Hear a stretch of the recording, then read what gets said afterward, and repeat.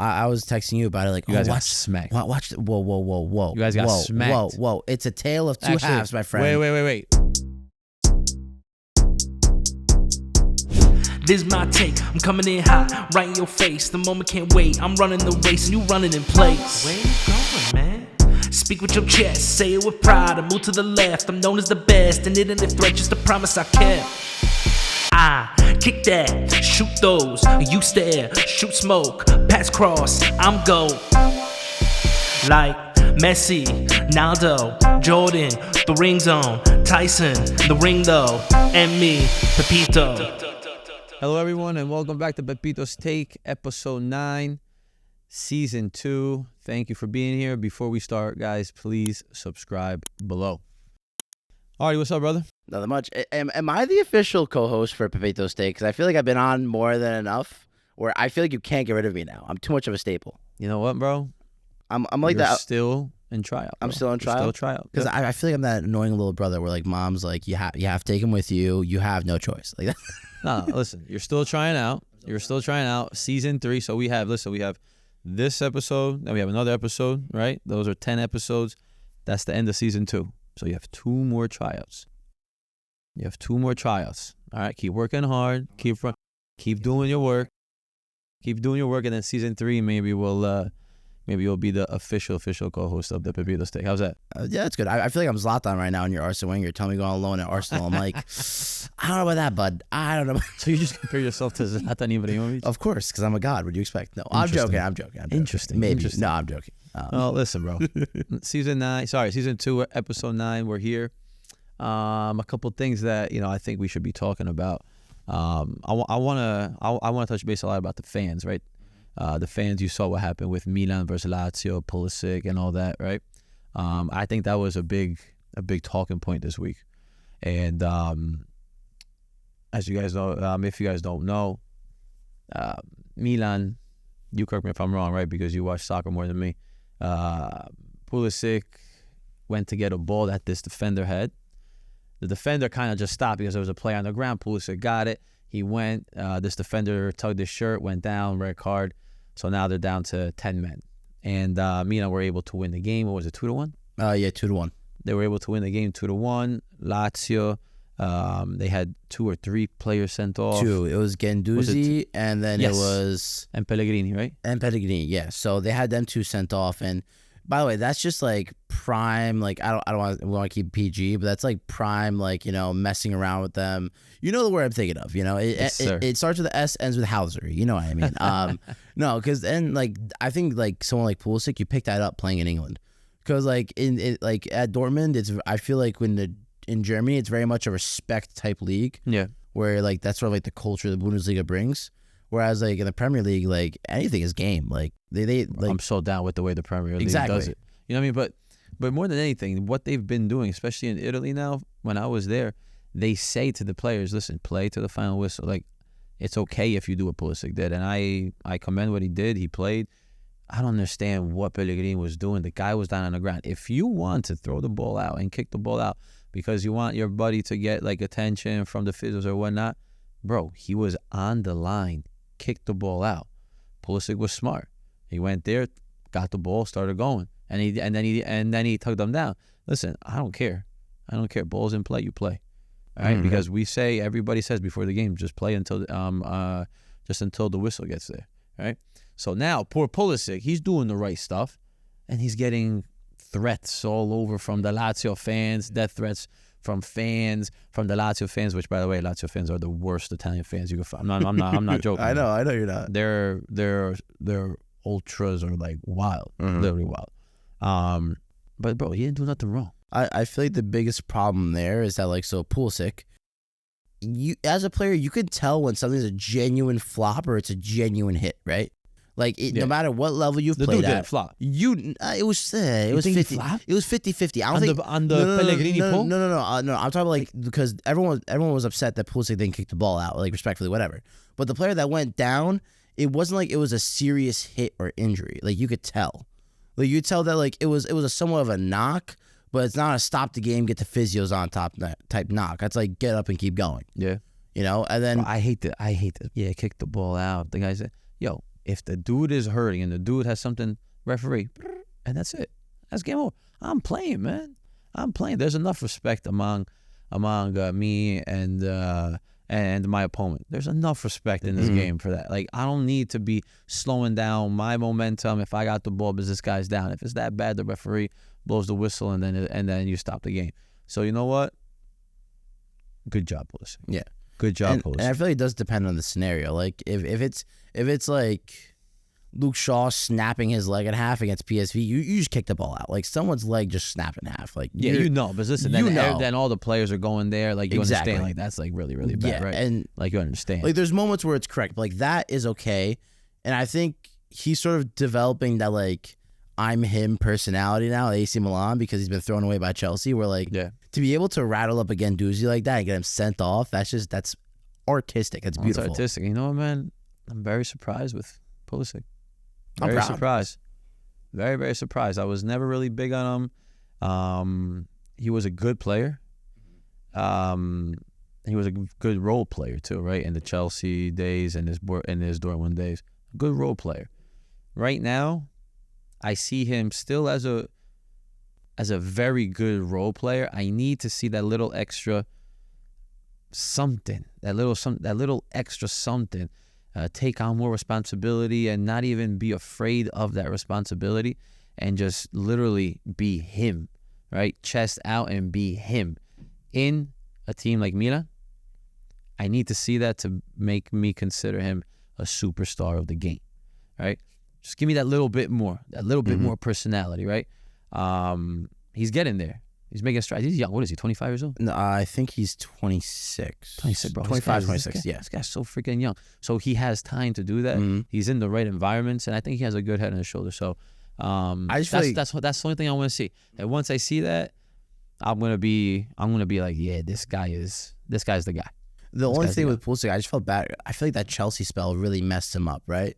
Like he started off very well, getting that rotation, finally starting in that team. Some injuries here and there messing him up. And then just towards the end, just sort of, I feel like be disrespected. Like realistically, Chelsea at that current point, he's one of those, I feel like up there. I don't feel sorry one bit. I'm not saying feel sorry. I feel like he's been sort of hard done by in his situation. Sort of. Yeah, you could be hard done by. Listen, I've been through all that crap, right? The injuries and been hard done by, right? But what he has on his side is that he's got time. Right? He's got time. So you use this all as motivation. Use this as fuel. So how are you going to bounce back from the hard time at Chelsea? Like how are you going to bounce back, right? You're going to bounce back by coming to Milan and performing the way that he is. This is his first year, right? This is his first year. Yeah, his first year. All right, first year at Milan, he's doing very well. All right. Can we finish off strong? Next year, be the man. Correct? So like let's continue to evolve. That's all part of it. That's part of all of the evolution, right? The Chelsea was all part of his evolution to be in this situation in Milan, one of the biggest clubs in the world, right? And being one of the big guys of Milan, correct? So I don't like to say, yeah, I feel bad for the dude. Nah, I don't feel. And if they disrespected him, there's a reason why they probably disrespected him, right? Did he? I don't know the kid. I don't know the situation. I'm just talking out loud, right? Did he, was he too soft-spoken? Was he too much of a pushover in his time at Chelsea where he didn't really want to, express so much about it because he was scared of what, other people would think? Was he scared that he would lose credibility if he did voice his opinion? Correct? So all these little doubts that maybe he had in his head, correct, made him look a little bit weak from ownership, from coach, from players, to where they, in this case, like how you said, disrespected him to where he had to go find time somewhere else, correct? So, and that's not a knock. That's him. I'm sure he understood that. I'm sure he self-reflected, but he is a smart kid. I've seen his interviews and I see his routine and the way that he looks at the game and how much he cares to get better, right? And not being scared to change things, right? And he's done that this year, right? I've seen him a little bit more. You know what I mean? Like, he grew like an inch because he was able to, puff his chest up, stand up high. Right? Yeah. Right? So, like, you see that, you perceive that. I need a little bit more. I need a little bit more. Do you think we'll get that little bit more if Rafael Leao stays or leaves AC Milan? Regardless. Because Okay. I don't care if he stays or not, because that's where I want to see the personality. Mm-hmm. Even more so if Leao's there, because they're talking about Leao and the big contract, and he does this and he does that, right? Leao says something a little bit dumb that I don't really like about how everybody only cares about stats, right? Not just because this guy, his stats this year are not the best, correct? Yeah. He's speaking about, the stats, everybody looks at stats, and it's not true. The way I've been playing has been very good, very good. That's just like an excuse of why he hasn't been performing so good this year like he did last year, correct? Mm-hmm. So just because he is underperforming, Leao, in my opinion, he is underperforming. Hence why they're third place. Hence why they're 15 points away from Inter. Milan needs Leao to get to certain levels to be even more prolific. But going back to the situation to where Pulisic and Leao and Leao's getting all this attention because of the contract, because of what he did last year, right? How is Pulisic handling it, right? How are you able to internalize all this attention towards somebody else and use it to be like, all right, you know what? I'm going to be the best I can be because I want to be at that level and more, right, of attention. I want to have the responsibility that he has, that everybody thinks he should have. I want that on my shoulders, right? That's how I hope that Pulisic is thinking, right? Because that's how you become that superstar, right? You're already on the best team. We're one of the best teams in the world, right? You're in Serie A, we're one of the best leagues in the world. So now it's all about this, and he's getting there. And I love it. And that's what I want to continue to see.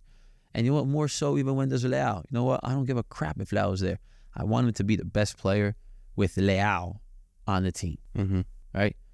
So that's the next step that I want to see him. If it's this year, if it's the end of this year, that's what I want to see. I remember I had many players on the national team when I was at Villarreal that, they were getting more attention than me. So that's why I'm speaking from experience. I'm not just speaking because of books, right? This is how I used to think. This is how I approach situation. I never wanted to be second best to nobody, and I don't care who was on my team. I didn't give a crap who was on my team. I was wanting to be the best player on that field, and 99% of the time, that's what it was, and everybody understood that, right? So that is why I'm kind of just like, I'm actually going through my whole entire career in the way that I used to think things.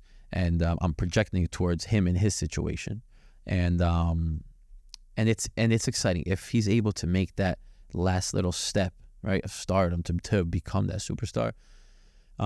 We could be talking about one of the best players, U.S. players ever. We could be talking about. And I feel like the mentality part comes from having to deal with these ultras all the time, right? And I think notoriously the Serie A is known to have, I think, some of the most insane ultras, and for some of the right reasons and some of the wrong reasons at times. So from this game, from what you've seen from these Lazio ultras that you obviously don't like, you've stated, in your career, what have you seen that these ultras from any club, any experience where it's either motivated you or just gotten to you and you didn't even realize it till it was too late? These ultras for the teams in Italy, man, they have so much power, and every decision that the front office makes, they're involved. It's important to maintain good relationships with them. If you're a player, coaches, the front office, whatever it is, right? It's important to maintain these good relationships because they run the show a lot, man. They run the show. I've had a couple encounters, and I'll tell you a couple of them. So, truthfully, literally, it was my last year with Spal. All right? We're talking about a small town, 100,000 people.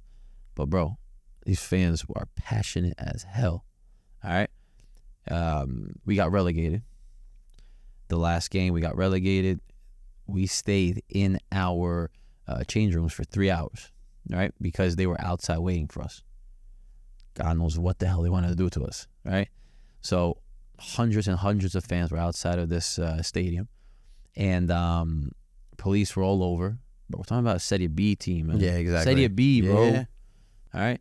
and 3 hours, and they were knocking. They were like cursing us out. They were doing crazy shit, crazy shit, and it was like you were getting kind of scared because if they break down those walls, bro, it's us against them. God knows what the hell they're gonna do to us. Mm-hmm. So like you're talking about a little team like them. Just imagine Lazio, huge team, right? Like I could have, if I was Pulisic and I was getting certain, threats and like that, I would be checking my shoulders every second. Yeah, I would take him seriously, 100%. Yeah. Yeah, because it's pretty crazy, and those are the opposing, ultras going towards another player, right? And you know what? With that, yes, you could feel a little bit of pressure, but it's like, you know what? I'm going to see you only 2 times a year. Screw it, right? But when they're your own fans, if you have a bad rapport with your own fans, bro, it takes a lot out of like the way you play. It takes a lot of energy during that Sunday when you're in the stadium. You touch a ball, they boo the crap out of your own fans. So like you're not able to play freely, correct?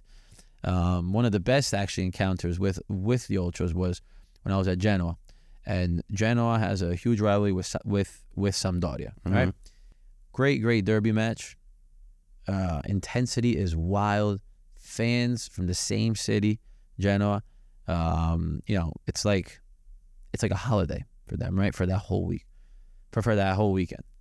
And the night before the game, we had 500-600 fans come into our hotel, and outside our hotel start singing the song, right? So after lunch, after dinner, we go downstairs, outside, bro, we're there as if like we're like the Pope, and they're singing to us, going like crazy, like all this, all the smoke. It was blue and red. All the smoke, you got all the flags, waving the flags. This was before like the derby. One of the best feelings like you could ever have, bro. Yeah. One of the best feelings you could ever have, and that's a very highly sought derby match, right? Imagine a Milan Inter, what they feel like. Imagine Roma Lazio. Are you kidding me? Go watch a Roma Lazio game, bro. Yeah, it's crazy. I'm trying to think. You gave me some other like great derby matches in Europe. And I mean, Juventus nowadays, Torino's okay. Yeah, I mean, Who else do we have?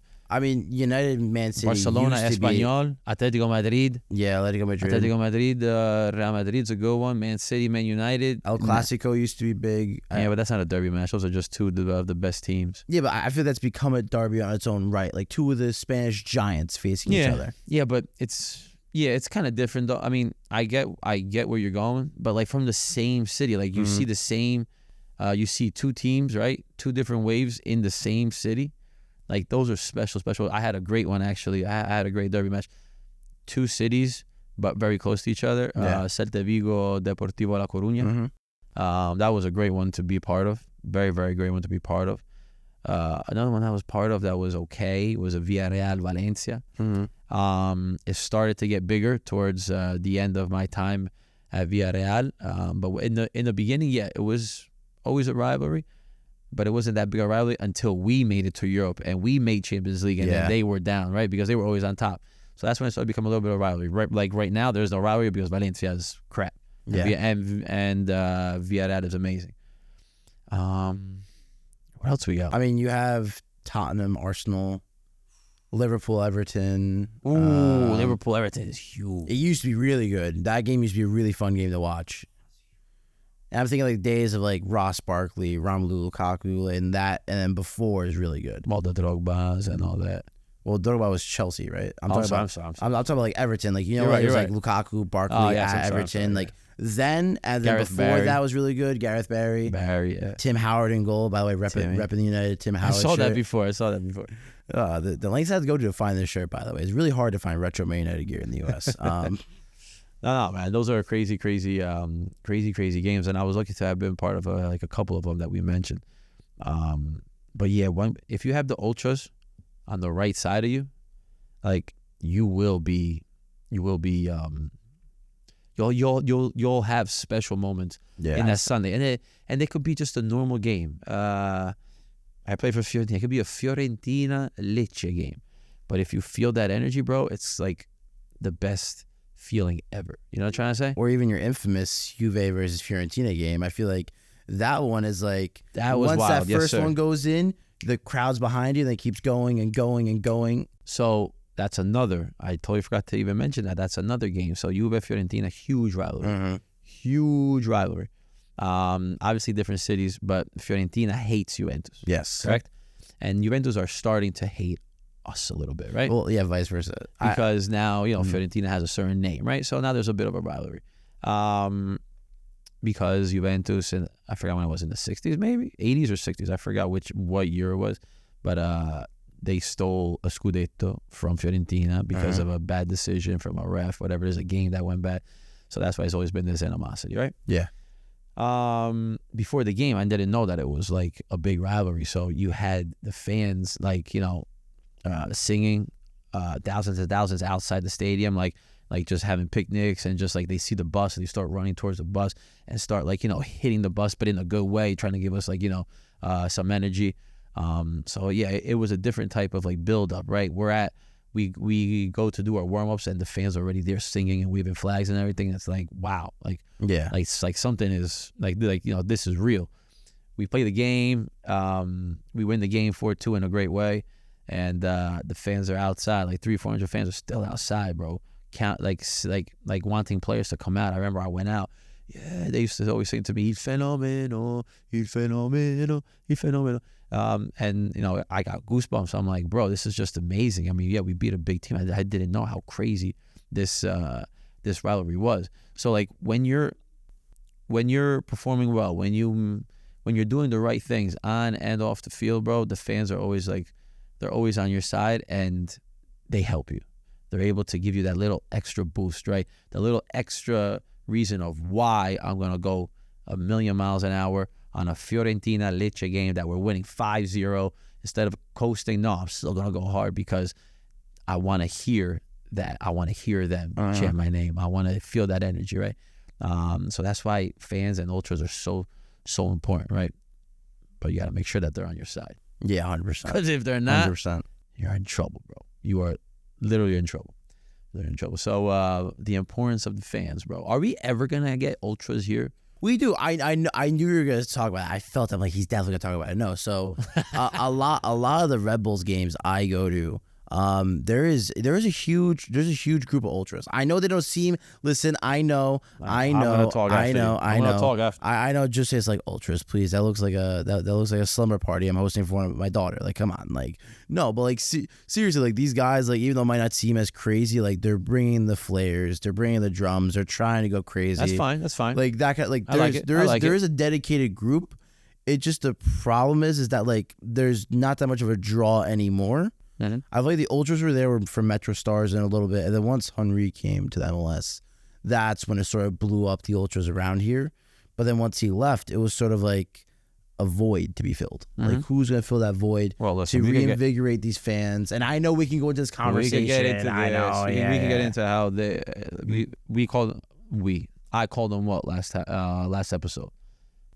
For what you're talking about? I called Red Bull what? The people who were in charge of Red Bull. The old guard, clueless. Yes, I called them clueless. Yes. All right. That's another discussion. But, bro, I'm not even talking about that. That's great, right? That when TT was here, they were going crazy. It was good. You had some. But 2 years ago, bro, there was a fight between the Red Bull fans and the NYCFC fans. Remember that? Yeah. Why? Why are they fighting and brawling? Who are they trying to be? Are they hooligans, bro? Yeah, but come on, man. It's so stupid.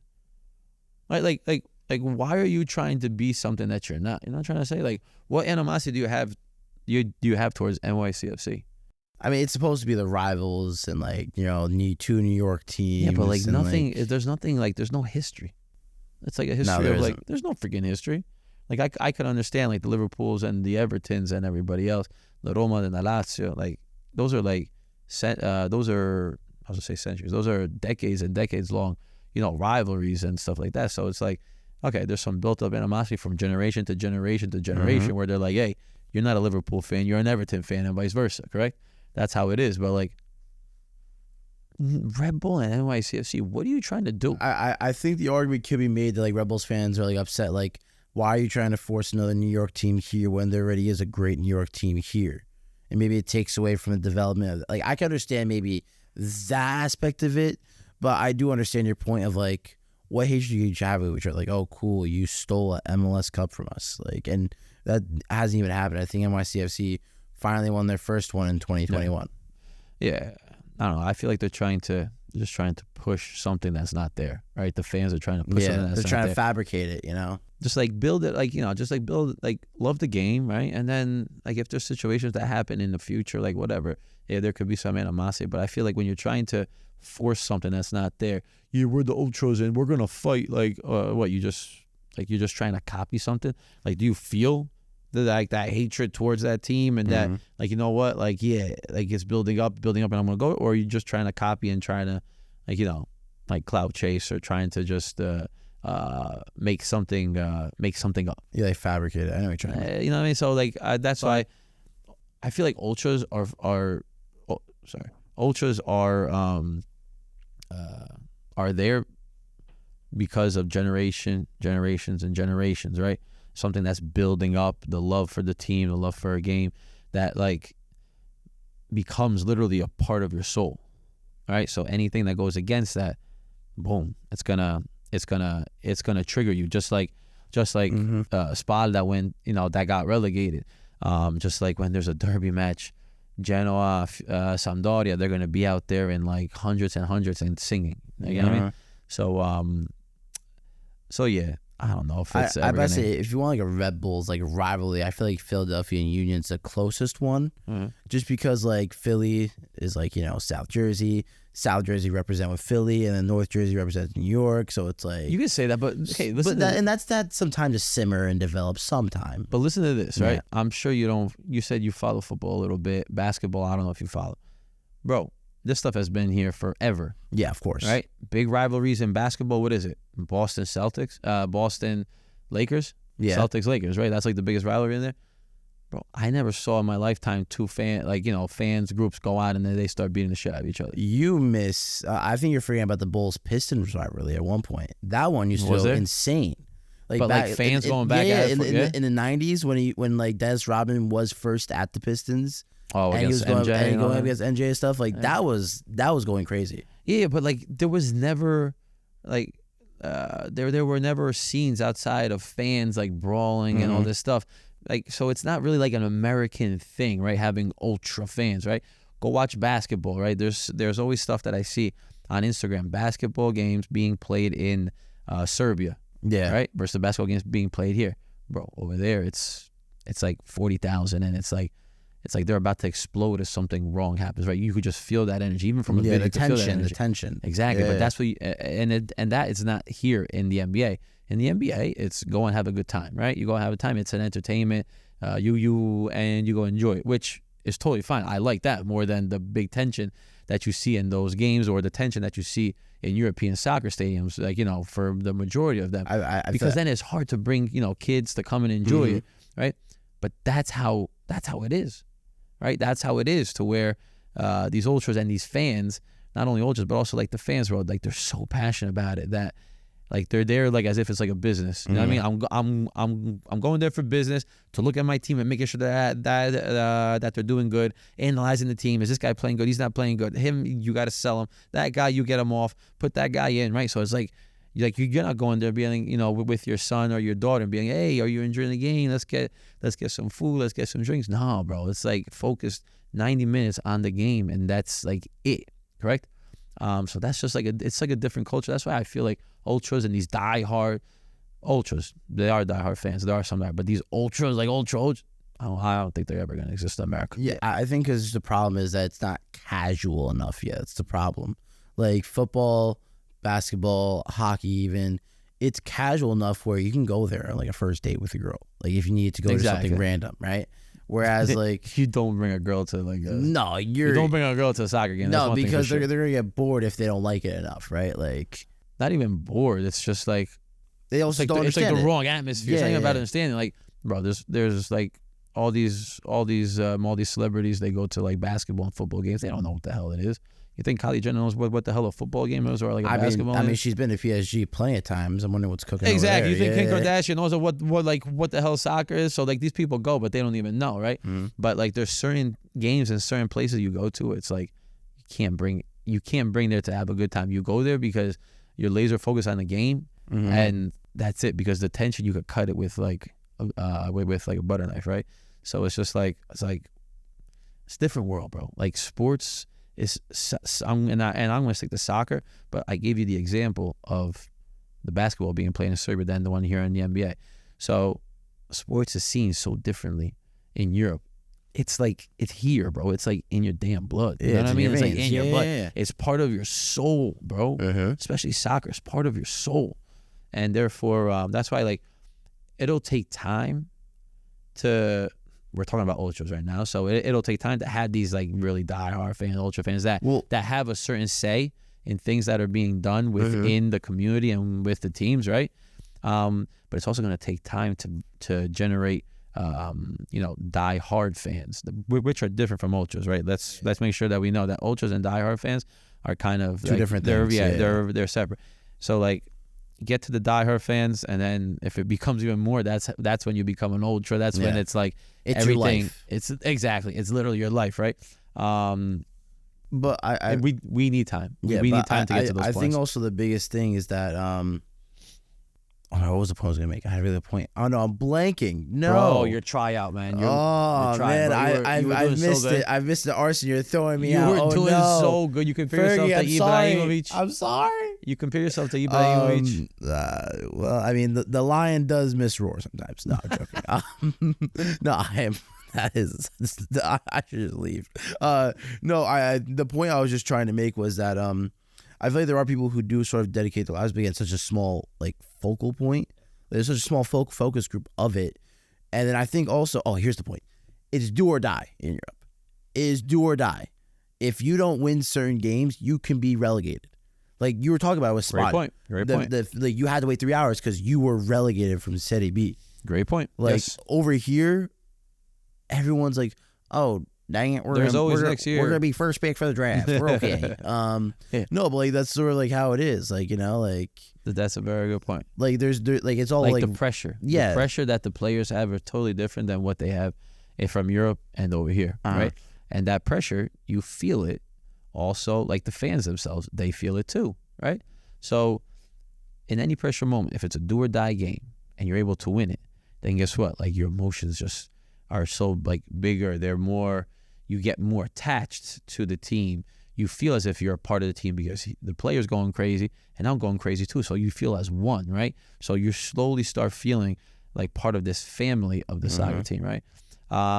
And therefore, if it goes bad, you're going to be pissed off and it's going to ruin your day, right? Like that's just how it goes. And then slowly, like your kids see how you react towards games, they're going to pick it up and they're going to grow into this type, and they're going to grow, feeling this way and watching the games a certain way. Not like, oh yeah, let's have popcorn and watch this beautiful game. No, they're going to be on the edge of their seats and watching everything going. Like that's how I was playing, watching Milan play because my father was like that, so I was like that, right? So that's why, like, you made an amazing point, great point about having much more pressure, much more at stake each and every game in Europe, which leads to, the fans realizing what it means to win a game or whatnot. Because over here, bro, you lose, you get incentivized by having the first pick, right? Yeah. So it's like it's a different structure, and it's harder for the fans to really get so emotionally invested in it 24/7 as if it's your life. So do you feel like that with Man United? Let's shift over to Pepito's hot take. Oh yeah, 100%. Like Sunday was prime example. So I was texting you about it. Like you guys got smacked. Watch. Whoa. You guys got smacked. Whoa. It's a tale of two halves, my friend. Wait. We got smacked because I still love my United. I was still about to correct you. Got smacked. Exactly. We did. Anyways, so I was texting. Just say it's 1-0 a half. Holla, Mr. Sitter. I'm going to training. You did. So while I'm at training, I'm not looking at the score because I'm focused. I'm like coaching, whatever, blah, blah, blah. I have like a break in between. I see the final score. that poor end group I had, they went through hell because I always warn them. It's always great to have Coach Artie, but never have a Coach Artie after Man United lose, because I am taking all of my mental health and all of my sadness out on all of you, and you're going to struggle. Bro, talking about, you watched the first half, you said, right? Yeah, I watched the first half. And not the second half. I didn't get to watch it, no. I did the opposite. I watched the second half and not the first half. And I saw some highlights in the first half, bro. Haaland missed a sitter. That should have been a goal. But United had a couple of chances where they could have probably gone up 2-0 and made it, and had a little bit of more wiggle room in the second half. But bro, I watched the second half. I don't know. First, Dominance. I don't know. Like Manchester City, where they were chill, bro. They're like, we're down 1-0 in the derby. Millions watching. Easy. Let me just continue doing my beam, bam, bam.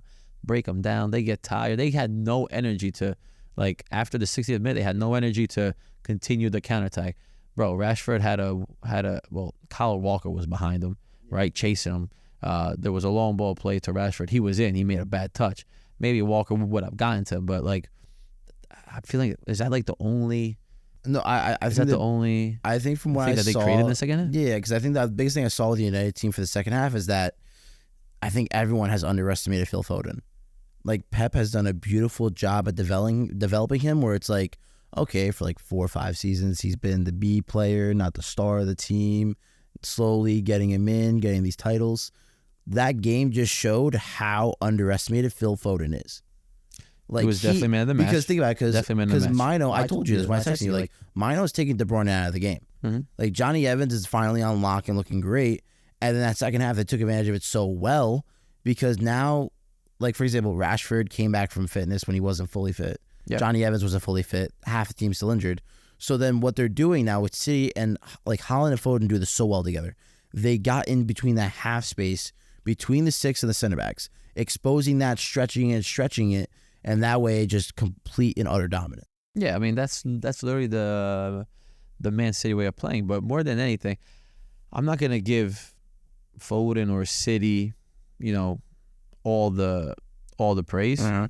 And it's only because of what they did that they won the game. I'm disappointed a little bit in what United did it in the second half. And I don't know, they played scared. They played as if I'm going to try and defend this whole entire thing for 45 minutes straight. And it just led into the strengths of Manchester City. There was clips where the last defender was like inside the Man United half, like playing all the way up, like they were literally just squished in the back. They couldn't get out. So what happens is when you start playing that way against a Manchester City and you're trying to scrape a result with and not trying to play your way into the result, right? They're just they're waiting. They're just waiting for the whistle to go out and win the game instead of trying to continue to play the game as if like nothing happened, correct? Where they're able to maintain possession, where they're able to stretch City, right? They did it up to the 60th minute where they actually kept they kept the ball a little bit. After 60th minute, bro, they were dead because every single time City got the ball, vroom, all the way back. And when it's all the way back, that's City's forte. You're playing into their forte, which is boom, boom, boom, half spaces, find the half spaces. When you're in the half spaces, somebody comes out, creates a space behind. Somebody's good to go in that space behind. And they're always able to find that extra little pass, which was the third goal, which was a beautiful goal by Foden, right? Mm-hmm. De Bruyne comes out, plays that out into Foden, and Foden scores a beautiful goal. But like they were able to break down the team so easily because they had no energy left. Mm-hmm. They had no energy left. Bro, what was it? I'm trying to think. Foden scored that banger. Who scored the second goal? Foden scored 2. Haaland scored the third. Oh, Haaland scored. Okay, yeah, Haaland scored the third. How did he score that one? I don't remember because I didn't even want. I tried to be watching the highlights. Oh yeah, I get it. Yeah. There was they made a bad mistake at midfield. He was all by himself. The first goal with Foden, right? Foden comes in. Lindelof gives him his left, but usually, guess what? There's somebody that would come in to block him, right? Like it's just normal, right? Lindelof, he gives him the left. A midfielder comes in to kind of block his way of going towards the middle of the field. Foden is forced to pass it back, flick it back, go out on the wing, whatever. But there was nobody there. And I saw Casemiro, I saw all those people like Bruno, like they were tired. They couldn't go out there. They were hoping that he would shoot and go out. Yeah, exactly. Correct? But the guy put it top bins, right? So they were slowly breaking them down because of the way that Manchester United let them play. Correct? Now, that's where the coach comes in my opinion, where what's his name? Ten Hag, he had to settle him down. He had to find a way to where these players had one goal, and that's to play a certain way to get out of this position. Mm-hmm. Bro, they were lost puppies. So that kind of tells me that the way that they work during the week is very poor. The way that they prepare the game is very poor. Identity, 0. Right? What was your identity? It was 2 different identities, first half and second half.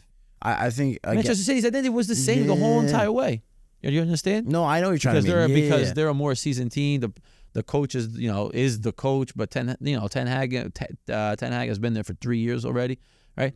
So like you should have a certain identity when you're playing against Manchester City or when you're playing against Preston North End or whoever it is, right? Luton Town, right? Like you should have the same identity. But a team like Manchester City shouldn't come and break your identity. Yeah. And that's what happened. Because first half you did certain things that were great. Maintain it. Don't be scared. Be confident in what we're doing. Correct? And things would have been, I'm not gonna say easier because it's not easy playing against a Pep Guardiola team, but I feel like you would have had more success. It was much more success. It was easy for one manager. Bro. Ole Gunnar Solskjaer. He did well against City. Is that what it was? Yeah, he did well against City. But I think also, the advantage with him that he had is a fully fit team. United's number one problem, I know people are going to be like, excuses, whatever. Like, no, genuinely, if you have a Licha injured and you have a Varane in and out of the team, Casemiro finally getting some fitness, Christian Eriksen's been out for most of the season, Diallo's finally being phased in, Martial on and off injuries, Højlund went on a 6-week scoring streak and now he's out for you. Like, it's like, I understand your point, play styles, but it's hard to execute play styles when you're missing certain pieces to that puzzle. Like City, for example, can do it because they have replacements for each and every single position. But does United have replacements? The injuries. You don't think so? No, I think because I'm saying they got injured, so who's playing in for them? So the guy, Højlund, what did you say? Højlund, he's there, but Rashford came in, scored a banger. He did well. Yeah, but Rashford was playing out like left because what they did. So who went left for Rashford? So left was Rashford, right was Garnacho. Yeah. And what was happening is that Bruno and McTominay were just rotating and floating. Okay. Because McTominay, he's been scoring goals this season. So He's been doing well. It makes sense. Who was the number 9 right now for United? Nobody. Against City? That's the point I'm trying to make. There was nobody. It was what City was originally doing before they signed Haaland. They had 2 midfielders rotating in and out of that false 9 position because they had no one else to fill it. Because Rashford can't play centrally. He's not. He's a left winger. He's like that, that like Henry type where he starts from the left, veers in. You're talking about like ballers right now. No, I know 100%, but I'm telling you right now, he can't play centrally. He's not a central striker. But I'm saying though, like the excuse of saying that there's all these injuries when you're a big team like Manchester United, you can never ever use as an excuse. You guys are paying millions and millions. We can when we've been run like a small team. It's a problem. Well, we're not being ran like a big team. We have all 3 of our left back options out injured, backup right back out injured. We've had center backs out. We haven't had enough squad depth. We're allowing players to go on loan that should still be there. It's a whole disarray with the squad because of the in-between stage of fixing and doing everything. You're speaking like an ultra diehard fan. No, I am. No, but I am. No, 100% because I can see. You're creating every excuse possible. I'm not creating excuses. When there isn't an excuse for the performance that they made. I'm not creating excuses. I see where problems are being caused. I'm seeing where problems are being caused because if you don't have every piece to a puzzle, how are you supposed to solve a puzzle? So if you look at one specific game, I think all these problems for one specific game doesn't happen. You look at the end of the season and be like, all right, we had this shitty season, we're 5th or 6th, and then you could start making these types of excuses. Correct? Yeah, but some of our best games we've had a fully fit team. I don't think you understand that. Some of our most impressive wins this season. But you're making it has seem come like from as the if fact- like there was all like young kids playing for Manchester City. Yeah, but- for Manchester United. You Yeah, had but- yeah, but you the had play- yeah, but the Anthony play- coming in. You had Ericsson Yeah, on but the bench. Antony's not good enough. Ericsson's coming back from You fitness. guys paid $100 million. I mean, you guys paid. Yeah, but it doesn't $100 matter million. how much you pay for somebody if they're not good enough. You should know better than anybody else He is that the he transfer. is probably good enough, No, but he's not put in the For right Manchester United, position. He's not. He's not put in the. Is he right? Is he put in the right position? I don't know. He had the same coach from Ajax that Yeah. brought him into things. So where's the disconnect there? There has to be a certain disconnect there. Yeah, What but- is the disconnect? Yeah, but you should know better than anybody else. The Premier League either turns you into into dust Hmm? or turns you into a gem. And Antony's being exposed as the dust that he is. I think He's it's the not good environment. enough. It's not about the city or the Premiership or whatever team it is. It's about the environment that you find Yeah, yourself in. that is true. I can It's give about you the that environment you one. find yourself in. So you're talking about players that are ballers, players that are on the bench, like an Anthony was there. Help me out. There was Ericsson I saw that was on the bench. Who else was on the bench? Who came in for Rashford? Blanking. I know like Diallo came back and a whole bunch of guys, but the overall point. Yeah, so the only young kid that was there was Garnacho, but Garnacho is a pretty seasoned. Garnacho, Mino. He's a pretty seasoned player. So it's not like you said that. Yeah, I had to go like to my reserves. Like these are starters that like actually do play and do have a lot of time on their hands. That do play a lot and have like a lot of time on the field. I don't consider that. I don't want to get into the excuse of like the players and the injuries, because you're Manchester United. When you're Manchester United, you cannot make those. You cannot make those excuses, right? You're a fan. I get you're a fan and you want to say it, but coach, if I ever hear that from a coach, then that's just a cop out. I feel like that's a cop out because what I saw on the field were two different teams. When it's easy to play 0-0, full energy. You're going at one of the best teams in the world. I'm playing you. I want to show you. I want to show out, and you're up 1-0. Beautiful, right? So now, can you continue to sustain a certain style of play? Correct. Staying true to yourself, feeling comfortable on the field, comfortable on the field, to where I'm able to maintain a positive result. Hey, if it's 1-1, if it's 1-0, can I create something more? Create another chance, right? Is that a possibility?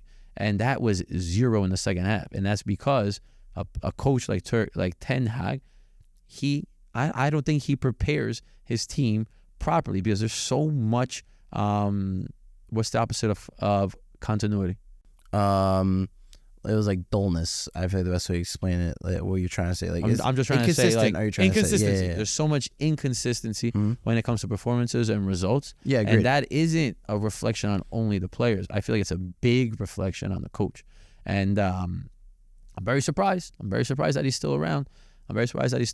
No, because you have to give him to the end of the season, because sure, you can blame the coach. At this point, but of course. No, At this point, you have to give him the end of the season. I mean, we've done it before. Just we sacked Moyes and just let Giggsy finish it, or we've sacked Ragnick and we let Carrick finish it, or whatever. You know, it's like at the end of the day, I understand your point.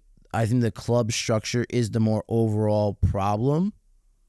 But as a fan and an ultra, I've had to adjust my sort of happiness at the end of the day. If I keep looking Manchester United in the rose-tinted glasses that I do of they're still the best team in the world under Fergie, I'm going to disappoint myself every single day, because they're not. They're not what they used to be, and we can't hold them to the same standards because, again, like I just said before all these new guys are coming in now, so we can't consider what they're doing yet because they've just come in.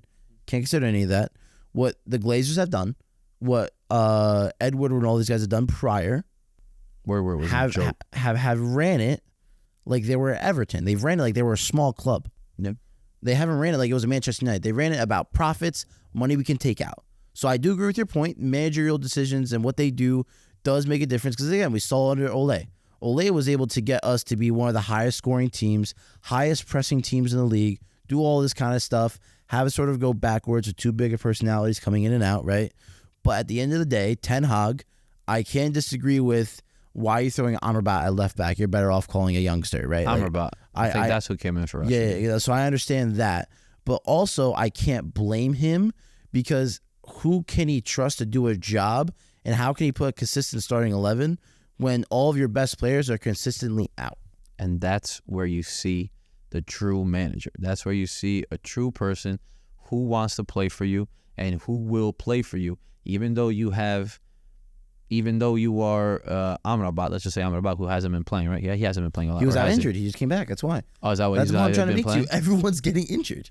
All right. Everybody's injured. I don't give a crap if everybody's injured, but if you have players on the field that are there, like an Anthony that plays and he just like falls on the floor because he's not put in the right situation to to perform at his high level, then it's just as much Anthony's fault as the coach's fault. All right, the coach is there to make a group, to make everybody have a common goal. And let's all go towards that common goal. If you leave people behind, then that's on you, coach.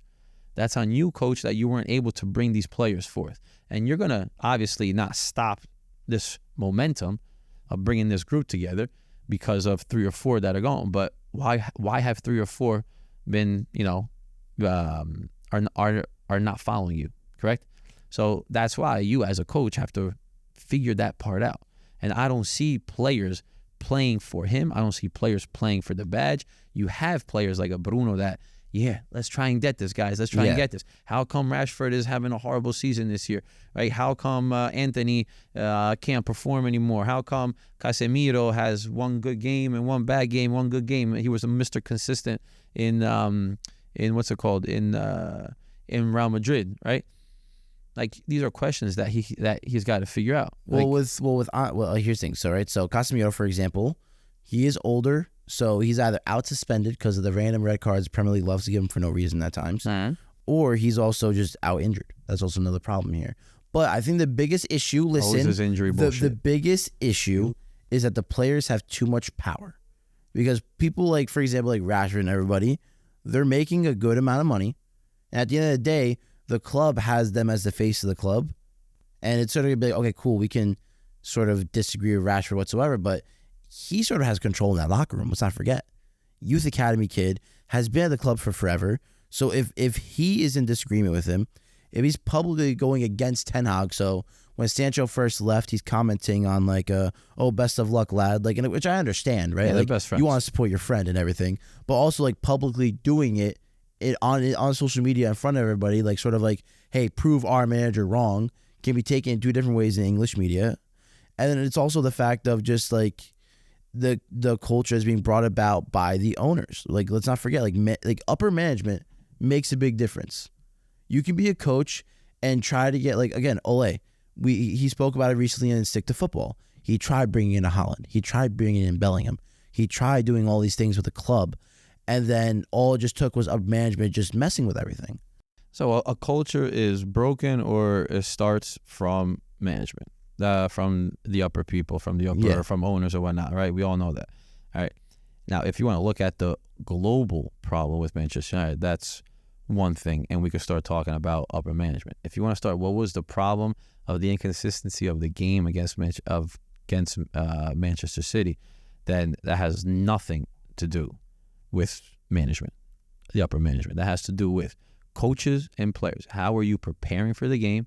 How are you motivating your players to play against a big team like that, which you had them motivated because you came out strong first half, but what was the breakdown? Why did you guys not play at a consistent level in the second half? Find an identity. How are we going to figure this out instead of just playing like headless chicken and just trying to chase these Manchester City players, where after the 60th minute you were just boxed in and you weren't going to get anything? So that is why. So there's a lot of questions, right, that come to your mind about an Erik Ten Hag when you have to be put in the situation, pressure at so high, and a time to where you're going to actually make a result that is going to change, your fate, basically. Fans and media and what people think about you if you're able to beat a Manchester City, right? Knowing that, like how you say, all these injuries, which I don't like to use this ever as an excuse, but you want to use this as an excuse? Okay, let's use it as an excuse. How can I change those thoughts and be like, you know what? I am the man for this job. And for me, he failed. He failed horribly watching this game against Manchester City, that United has so much work to do to get to those certain levels. And I don't think Ten Hag is the guy to bring them to that level. It's been 3 years? How long has it been? 4 years? He's into his second season. This is his second season only? Yeah. You sure? Positive. All right. His first season was the year after that Ole Ragnick season. So 2022, 23 was his first season. Okay. When he lost those two big games, so he lost 4-0 to Brentford and then 5-0 to Brighton, and then he went on a winning streak. So he had his decisions to make. I want Anthony. Boom, he got Anthony. I want Casemiro. Boom, they bought Casemiro. I want Højlund, whatever that guy's name is. Boom, I got Højlund. Okay. What have you done with these people that you wanted, correct? Like, this is your team. This is how you wanted to formulate your team. All right, Casemiro has probably been the most consistent, even though he hasn't been consistent. But Anthony's been nowhere. Horrible, right? Højlund's been horrible. He's been horrible. He's been horrible. He for scored 5 goals. For 21 years 5 old. goals. No, not 5. Relax. How many did he score? He scored 9 goals this season. What are you talking about? In the Premier League alone. And he also just won Premier League Player of the Month. Okay. If you want to give 1 month out of 7 that he's played, all right. You should know better than anybody else. A young guy coming into Manchester United. A young guy coming into Manchester United. To that system. Yeah, right? yeah. It works in the system. Okay, go. So I feel like Højlund, we shouldn't be that opposed to or upset with. Again, technically his second season in senior football. He was at Atalanta, and prior to that was just playing youth levels. Okay. So second full season in senior football, I cannot be upset with Højlund. You can be upset with a Rashford. You can be upset with a Bruno.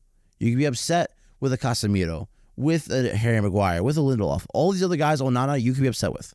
I'll be upset with Højlund, and I'll tell you why I'm upset with Højlund, because I don't think he has the quality to play at this type of level, at a Manchester United level. I don't think he has the qualities to do so.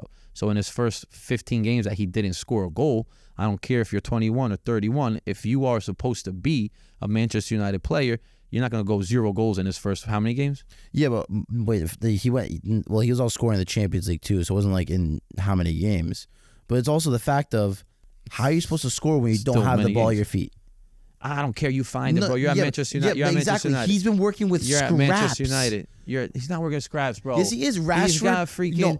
He's got Bruno Fernandes. He's got great players around. You're talking to somebody who watches every single game, minute but I'm by talking minute. about soccer, he does not get the ball to him whatsoever. It's because he's not finding a certain position, a certain way to go after it. You have to work around great players like a Bruno because he is a great player. Certain play, like you have to find your own space. You have to create your own shit. You can't just go out and think that ball's gonna come at you like as if nothing's gonna happen. Talk about creating your own thing, right? Yeah. That second game against Bayern, where he was able to, that first game, where he was able to make it 4-3, scored a hat trick for United.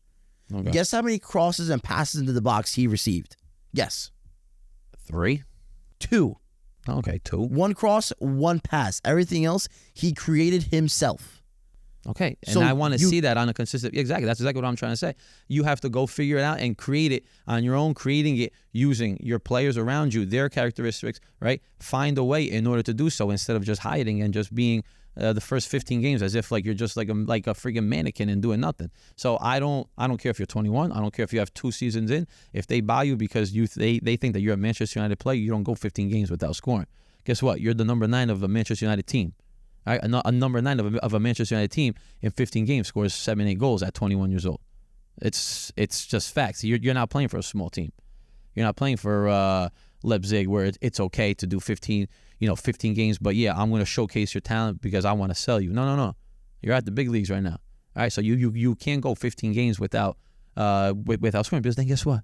You lose games 1-0. You lose many games 1-0, 2-1. Where's your goal? Where is your number 9? Where is your guy who's going to get you that goal to get you that, victory? He's done it in the past month? Yeah, 1 month out of 7. Good job. But that's not enough. This is Manchester United. I don't give a shit.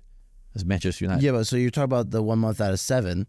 Again, out of those 7 months, beginning of the season, he wasn't there. You're going to hate me, out injured. Okay, listen. He was out. Scored goals in the Champions League. Scored goals, FA Cup, Carabao. Gets out injured again, muscle injury. And then comes back, went on a scoring hot streak, winning us games single-handedly by himself, and he's out injured again.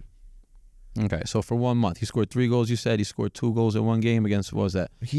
So far he has 16 goal contributions in like 23 games. Don't quote me on it. I think it's around there. And if you think about it, he I think played 33 games in the Serie A and a couple other competitions, Coppa Italia for Atalanta last season. Mhm. And it was able to rack up, I think, 15 goals, 16 goals. And he's already near that tally and is probably going to exceed it while playing in a harder league and playing harder competitions. So he has and 9 playing in goals. Europe. He has 9 goals all competitions. Just you're In the telling me, Premier right? League. In the Premier League, he has 9 goals. He has 9 goals. And in the Champions League, I think he has 5. He does not have 5. He scored 3 Bayern. I think another one in the second leg, and he scored ones against like Copenhagen. I want you to fact check that. I'll pull up my phone right now. I want you to fact Rasmus check right Højlund now. goals. I'll pull it up right now. You're talking to somebody who's overtly obsessed with Manchester United. I'll be very disappointed if that's the case. Why would you be disappointed if that's the case? Because he's done it in the past month? All this stuff? No. It's not just the past month. Over the course of the season. Yeah, so in the Premier League, he has 7 goals, 2 assists. Okay. And then let's go Champions League. Why isn't that pulling it up? Champions League. Yeah, 5 goals in 6 matches in the Champions League. So right now he has 13 goals, 2 assists between Premier League and Champions League, has 2 goals in the Carabao Cup, and has another goal in the FA Cup. So you're saying 7 goals for a Manchester United team in 20 games. How many goals were decisive? This last game? Well, he wasn't there for Fulham, wasn't there for City. He scored these 2 goals. He scored like in the first 2 minutes of the game. What game was that? That was Luton Town or Wolves. I can't remember. I think it was Luton Town. Oh yeah, but that was Carabao Cup. Oh no, that was FA Cup where he scored those 2 goals. That was FA Cup? Yeah, I told you he has. You just said 7 7 Premier League, 5 Champions League, 2 Carabao, and then I think 2 FA Cup. He's scoring goals. It's just, I'm telling you, you're not believing when I say this. He's not getting service. Garnacho and Rashford are selfish forwards. They're selfish wingers. They think they're Mohamed Salah, that they could just take the ball doing by themselves and score all the goals. They're not creative players. So then, I'm trying to think though. If this kid's like scoring goals, then what's missing? The rest of the team. Luke Shaw's been out. But it's Lichaw's been out. it's the same team as last year. Yeah, but you're missing players. I don't think you understand the point. Last season, we had a way more consistent lineup, and we were doing well. We had consistent players in the team. I know you don't want to use injuries as an excuse, but you don't have one of the best left backs. You can't use injuries as an excuse when you're Manchester United. You're missing the point from before. They're not the Manchester United of yesteryear. They're not. But it doesn't matter. From last year, they did what? They got 4th place last year? They got 4th place with having a starting back line of Luke Shaw, Licha, Varane, Wan-Bissaka. Wan-Bissaka has been out for most of the season. Okay. Licha's been out for most of the season. Virane's been out for most of the season. And Luke Shaw's been out for most of the season.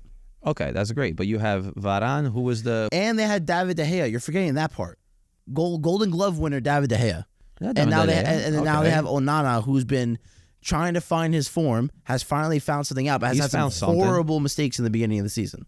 But like you're trying to tell me that like there's such a huge gap between what they have last year and this year. I mean, you're talking about like I just gave you 3 players that they just got, which was Anthony, who's it, Casemiro. Anthony was the year prior. Oh, was the year prior? Summer prior. So they got Casemiro, and who else did they get this year? This guy Casemiro's not this year either. Holland. They got was Holland, Amrabat, Højlund, and Casemiro. And Johnny Evans. When did Casemiro come in? He came 2 in years ago. Yeah, 2 years ago. Shit, man. I thought it was this year. No, it wasn't. Casemiro was in the team consistently last year. That's why we're doing very well in the midfield.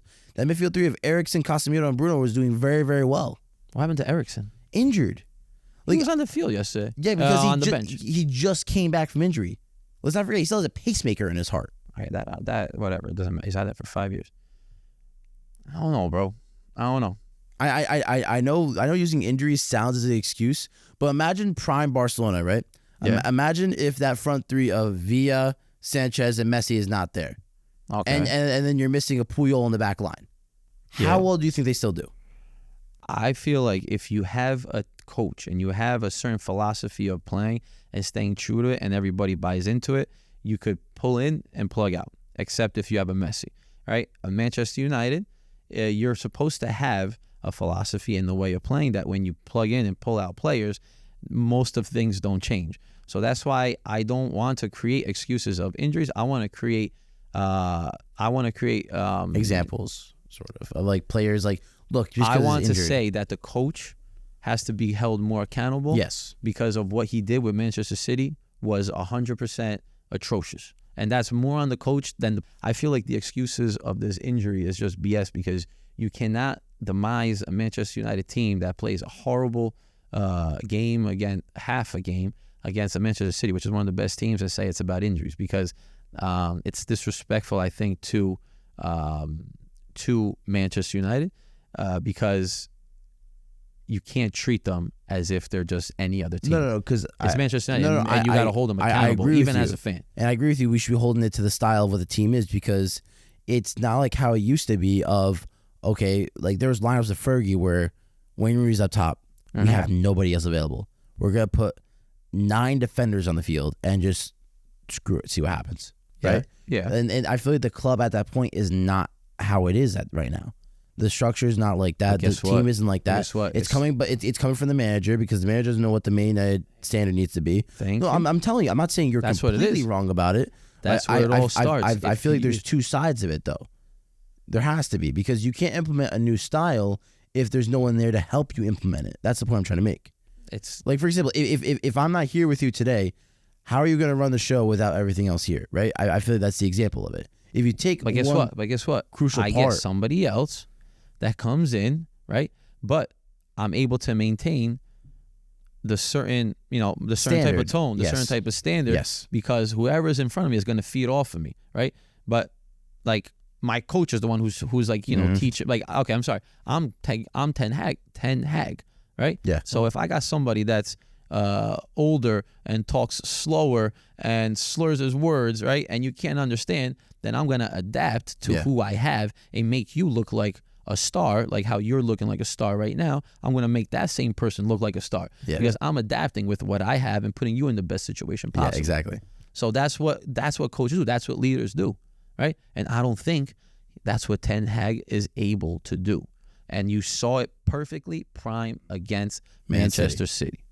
And guys, you heard Giuseppe's going to replace me. I'm not making it to episode 10, so sorry about that. But if I hear you say injuries one more time, bro, you're done. You know what? Now that's going to haunt your nightmares. You're going to be like in the middle of sleeping, injuries. You're like, what injuries? No, but just say I think it's a great way to wrap it up. That Pepito's hot take. We really got heated at each other. Yes, sir. I really thought I was going to be thrown out of here at one point. I like it. No, but just say pleasure. Thank you for having me again. Awesome, bro. We'll do this again, everybody. Thank you for listening, and I'll see you guys next week.